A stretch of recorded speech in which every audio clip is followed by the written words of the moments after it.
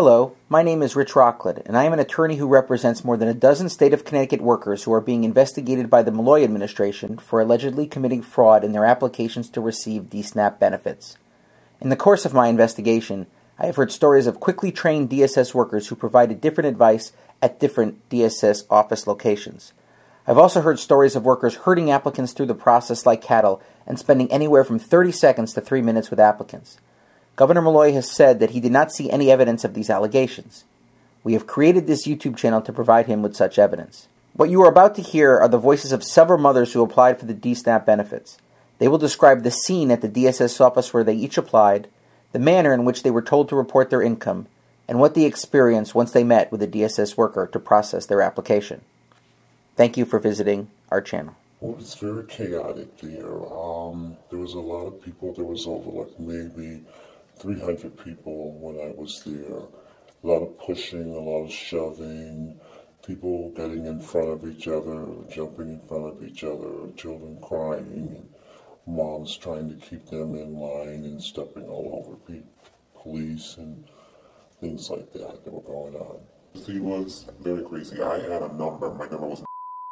They would go by numbers, and basically the next number would get called, and the person would go into the building, and then they would give them, fill out the form, and do the whole process there. But the scene we had, I guess, probably over 1,000 people, because we had the numbers that high. But I was in the middle, I was at, and people were sitting down in lawn chairs. There were police cruisers passing out water, and some people on the floor. We were just all sitting around talking, waiting for our time. I was there for 4 hours before they sent me home and gave me a rain check to come back the following day, because they were going to close and they weren't going to be able to go through everyone at that time, so they told me to come back the following day, either in the morning or the afternoon. I chose to come back in the afternoon. The scene was masses of people hanging out in a small area of the Middletown office. The line went from the beginning of the parking lot all the way to the street. People were in their chairs. People had been online already for hours. Once you got inside, the paperwork, the paperwork was taken by one man who took like maybe 20 applications at one time and put them to a window. A lot of workers were just rushing around with paperwork in their hand. One was making copies, one had a card, one needed a supervisor. It was just a mad scene of workers rushing through and through, people coming in, people going out. Well, inside, when you first went inside, there was a lady standing there, and the only thing that they were interested in was that you didn't get food stamps in the past, and they asked you that on the outside too. That as long as you didn't get food stamps in the past, and that was the only thing that they were really interested in, that you didn't get food stamps in the past, and that was the major question. I stayed 2 minutes at the desk. They asked me 5 questions in regards to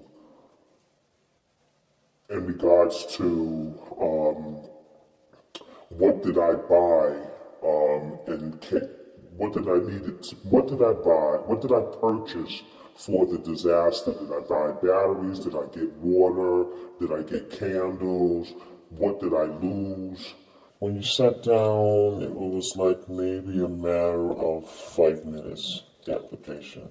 And the lady quickly ran through the form and asked you a list of questions, and asked you how many batteries did you buy, how much food did you lose, how many flashlights did you buy, how many candles did you buy, things like that, how much water did you buy, and stuff like that. I gave them my form, the rain check form, and they told me to have a seat, and they had chairs lined up. I had to go to the farthest seat, and then we would all just move from one seat to the next seat to the next seat. When they would call you, they took a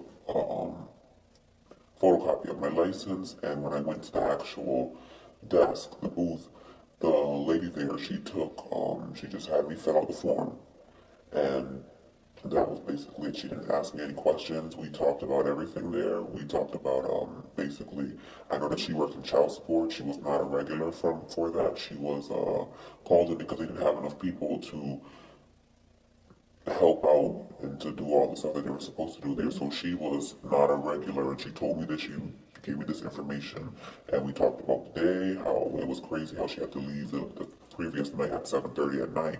They were hoping to be done by this, because I went back on Wednesday. They were hoping to be done, she said, that day by 4:30 p.m.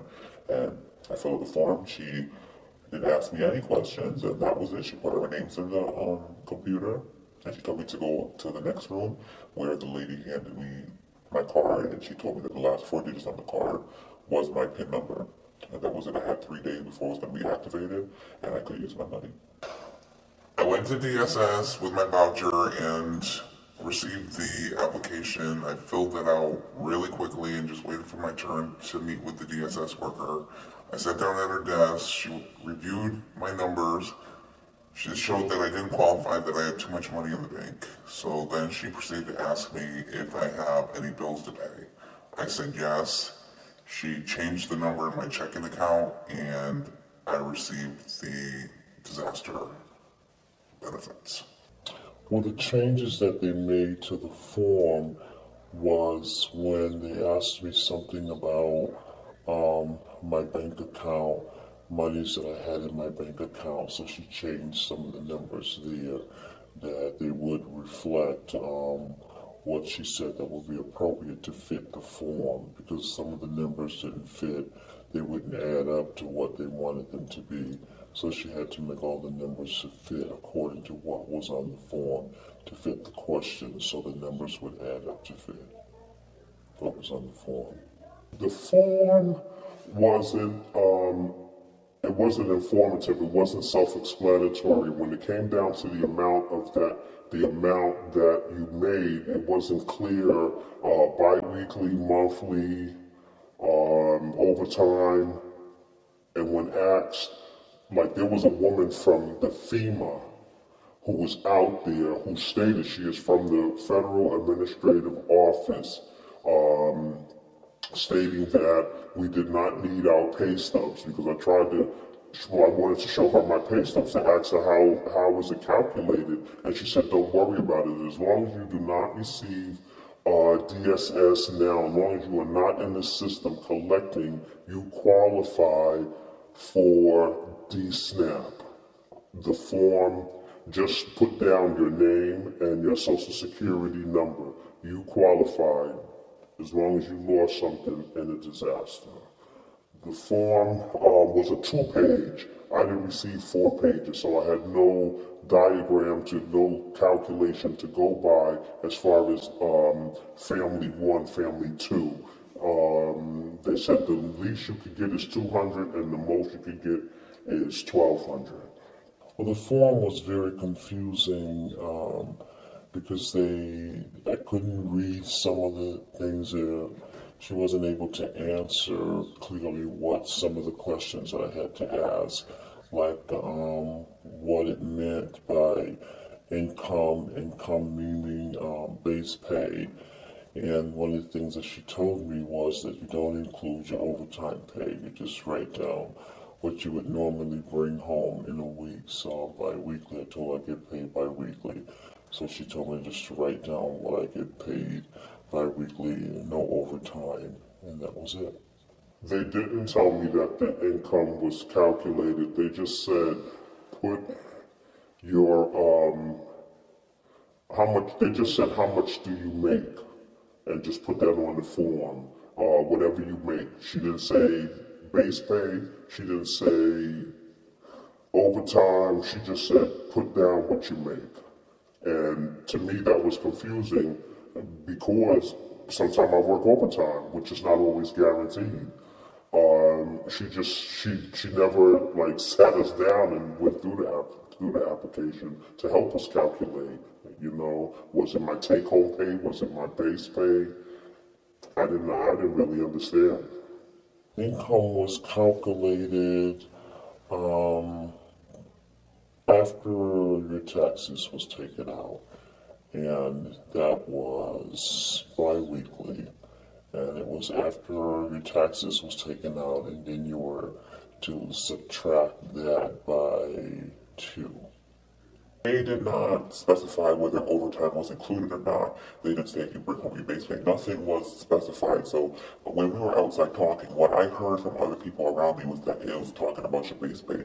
And since my person that I had, whoever, didn't know anything because she was from the child support, I went off of what people were saying around me, and I did my base pay.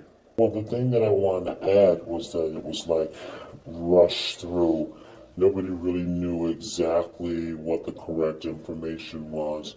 And when I was talking to the girl, I just tried to have some conversation with her about how long that she was there. And she said that they had just pulled her in. And we talked briefly about where she was from. She said she was way from across the state, and she really didn't know a lot about the form itself. So she was just there kind of helping out. She couldn't wait to get home to her 2 children. And we talked a little bit about children. I was sharing with her about, my children. So we talked about that. But she definitely said she didn't know a lot about that form, and not to worry about the amount of money, because FEMA had a lot of money in there. They were there trying to help people out, and there was lots of it, because that was one of my concerns. Where were they getting all the money from? And she said that there was lots of money for lots of people, and it was there to help people out in a time of need. And that's how that went for that day.